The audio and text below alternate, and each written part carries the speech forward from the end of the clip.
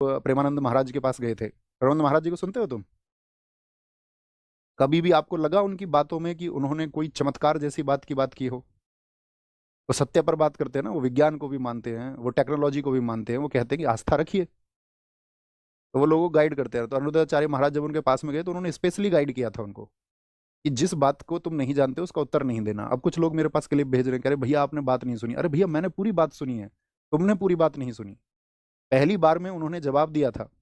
पहली बार में जवाब क्या दिया था? पहली बार में जवाब दिया था उन्होंने वासुदेव। जब दोबारा सवाल पूछा गया तो नाम बदल दिया कन्हैया। और फिर गलती भी ना माने। बात धर्म की है ही नहीं। बात यह है कि आप मुझसे पूछे गांधी का जन्म कब हुआ था। गांधी जी का जन्म हम कहेंगे आपसे 3 अक्टूबर को हुआ भैया, तो आप कहोगे नहीं भैया आपसे गलती हुई है। या पहले हम आपको 2 अक्टूबर बता दें सही तारीख और फिर 3 अक्टूबर बता दें, फिर हम क्या कहेंगे? भैया हमको पता नहीं है।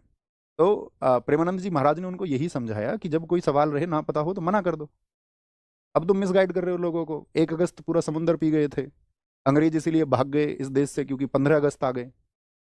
अंग्रेजों ने कहा भागो 15 अगस्त है।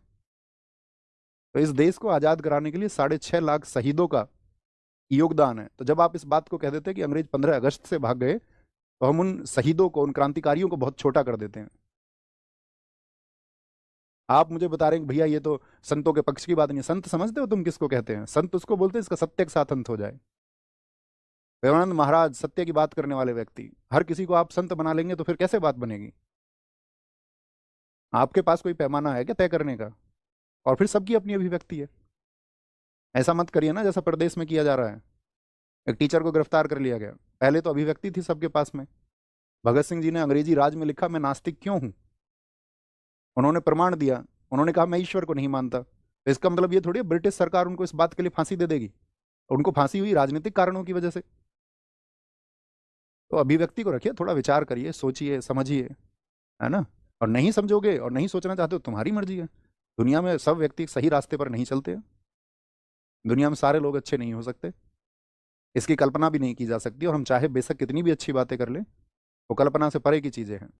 दयानंद सरस्वती जी जब सनातन का प्रचार कर रहे थे, आप जानते हो उन्होंने क्या प्रयास किए हैं इस देश में सनातन व्यवस्था को बहुत जबरदस्त करने के लिए? उन्होंने कहा था कि आपको झूठे चमत्कारों पर प्रहार करना होगा। झूठे चमत्कारों पर, तब आप एक देश बनाएंगे।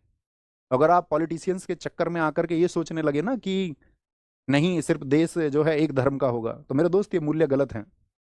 पाकिस्तान ने अपना देश धर्म के आधार पर ही बनाया। क्या पाकिस्तान के लोगों को खुशहाली मिली?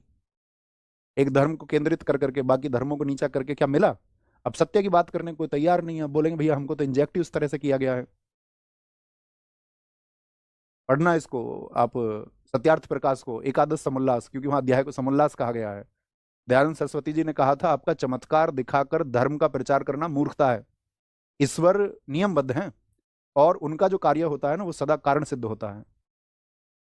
अब पढ़े जिंदगी तो बीत गई, इंस्टाग्राम चला